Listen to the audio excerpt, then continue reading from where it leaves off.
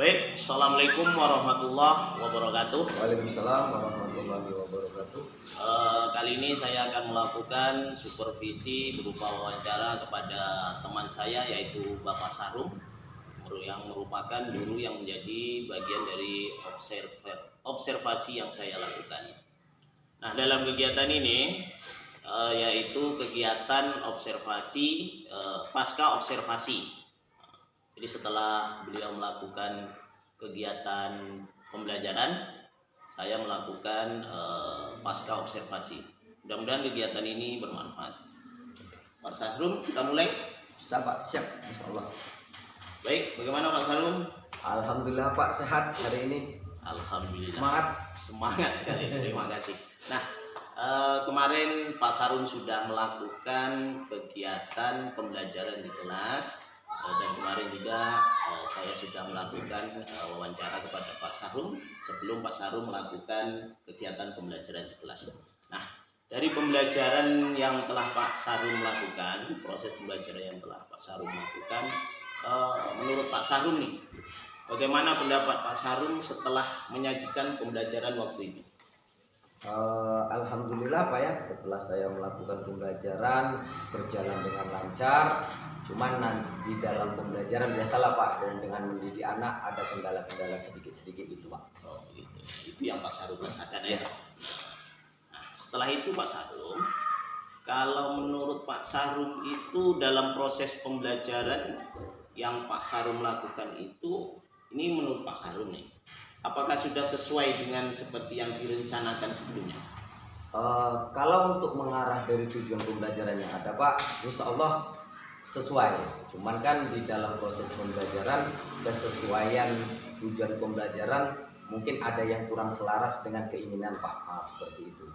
Jadi bisa dikatakan bagus, cuman masih butuh refleksi atau masih ada kekurangan sedikit gitu. Ada perbaikan Pak ya. Nah, kira-kira nih Pak Sarum, menurut perkiraan Pak Sarum, ketercapaian dalam tujuan pembelajaran yang menurut Pak Sarum sudah Bapak capai dalam pembelajaran itu sesuai dengan tujuan pembelajaran itu yang bagian mana? Karena di sini tujuan pembelajarannya sekitar ada 4 Pak.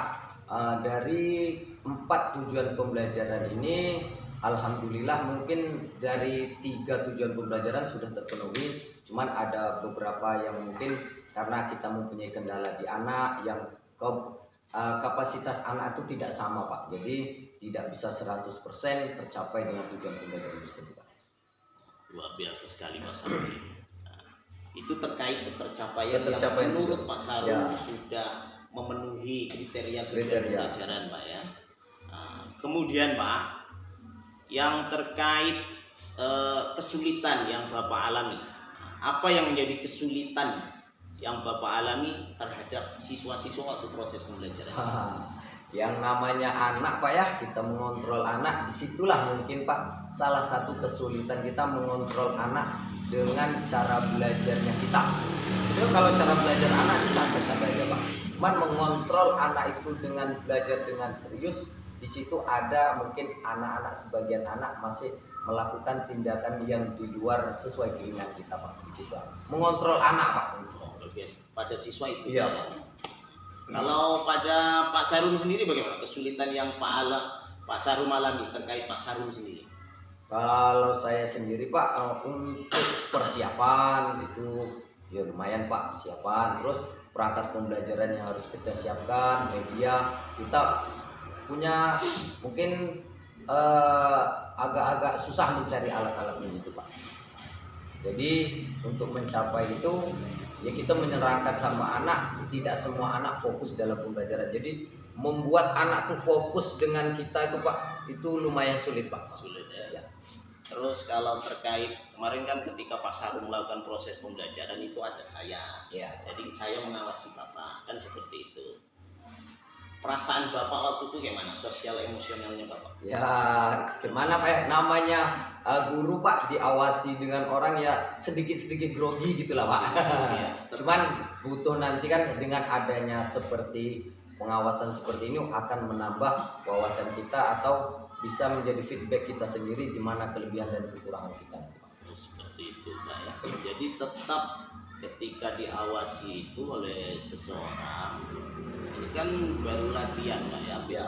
Nah, diimplementasi di lapangan nanti bisa jadi disupervisi oleh kepala sekolah. Ya. Seperti itu. Jadi hal itu tetap mempengaruhi kegiatan Bapak waktu Iya, Pak. proses. Ya sedikitnya pasti ada lah gitu Pak.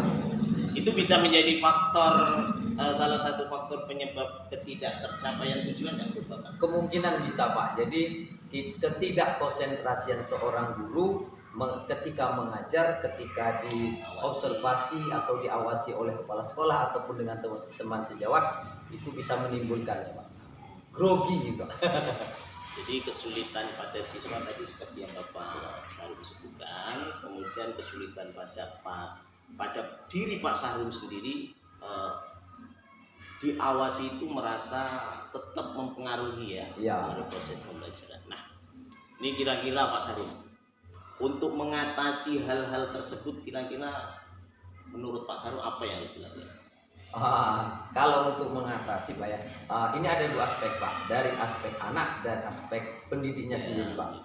Yang jelas kalau pendidik harus menyiapkan mental, model pembelajaran yang bagus dan kesiapan diri Pak. Dan pada anak kita pun harus mempunyai cara-cara tersendiri supaya anak tetap fokus pada pembelajaran, tak terganggu dengan ada rekan sejawat pengawas bahkan kepala sekolah gitu Pak. Bagaimana kita menarik anak secara bagus untuk menarik minat belajarnya secara fokus dalam pembelajaran itu Pak. Kemarin Pak Sarum menggunakan model pembelajaran apa ya? Problem based learning kan? Ya, problem based learning gitu Pak. Oke, jadi Pak Sarum akan menggunakan model-model pembelajaran baru ini terkait dengan anak sehingga anak lebih fokus waktu proses pembelajaran. Kemudian untuk diri Pak Sarum sendiri tadi kalau saya lihat Pak Sarum itu pengen tetap melatih diri ya. Ya, melatih diri, masukan-masukan dari kawan sehingga kontrol sosial emosionalnya ketika diawasi lebih stabil. Seperti itu Pak. Nah, kira-kira nih Pak Sarum nih, kapan Pak Sarum akan mengeksekusi lah dari alternatif yang Pak Sarum paparkan? Ya kalau tidak ada halangan Pak dalam pembelajaran selanjutnya gitu Pak. Dalam pembelajaran ya akan menjadi rujukan pembelajaran selanjutnya, kita akan berubah dengan cara pembelajaran yang seperti apa, tidak lebih mendukung. Nah, terkait dukungan tadi untuk mewujudkan apa yang Pak Sarum rencanakan itu, kira-kira dukungan dari siapa saja yang Bapak butuhkan? Yang jelas rekan sejawat Pak, terus dari pihak kepala sekolah dan anak di dalamnya Pak, untuk mencapai ketercapaian pembelajaran tersebut Pak, dan bahkan perangkat-perangkat yang ada Pak.